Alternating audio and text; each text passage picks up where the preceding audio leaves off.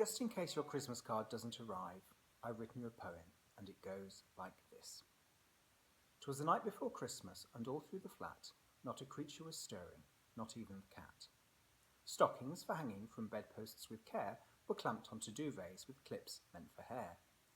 Ellie and Nathan had drifted to sleep, dreaming of ponies, a camouflage jeep, monsters on motorbikes, fairies in clogs, pump-action blasters to squirt next door's dogs. Elsewhere, on the couch and eating a date, sat Mum all alone in a terrible state. What would she say? What on earth would she do if her worst Christmas nightmare turned out to be true? This flat was new, only theirs since the spring, cosy and perfect, except for one thing. The flat had no chimney, their old house had 4. What if poor Santa pooh-poohed the front door? When you spent every Christmas sliding down brick, would a door with brass hinges seem like a trick? Could bolts bamboozle? Might locks seem a puzzle, compared to a quick sooty drop and a guzzle of mince pies and sherry, then pocketing carrots to pass on to whichever reindeer merits a treat for standing there out on the roof, frosty of antler and chilly of hoof? With no rustling stockings, no gifts by the tree, a cheerless Christmas day it would be. Mum peered through the curtains. She gazed at the sky, where a sparkling trail of lights caught her eye. It whizzed past the treetops, a jaw-dropping sight. A sleigh full of presents emblazoned the night. Santa was here. Was he going to park, or carry on circling their flats in the dark? He studied the rooftops, looked quite bemused. Dasher and Dancer seemed just as confused. A chimney by chimney, that's what they were after. Mum looked on enraptured, as then she heard laughter. Ho, ho, ho, boomed a deep friendly voice from on high. But the sleigh disappeared. Mum wanted to cry. Had Santa abandoned them, seeking a house that was easy to enter, unstirred by a mouse? She slumped on the couch again, cursed the gas fire. Christmas was ruined. The day would be dire.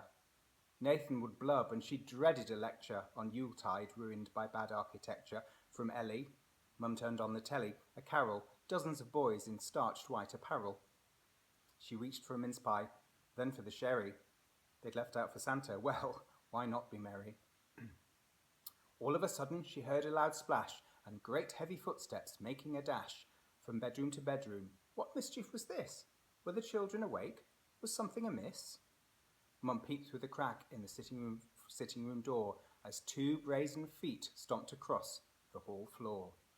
Not small and bare and not wearing slippers, but fur-trimmed black boots with additional flippers. Santa had done it. He'd found a way in. But why did a snorkel hang under his chin? A diving musk out of his pocket appeared. The snorkel slipped into his mouth, through his beard. Then he opened the door of the smallest room and ventured into the shadowy gloom. Mum was agog. Her wide eyes she hid as Santa bent down and lifted the lid. Then, with a dive and a slosh and a plop, the flat's plumbing gurgled and came to a stop. The night was now silent. Mum smiled and looked in to where stockings hung thrillingly full to the brim.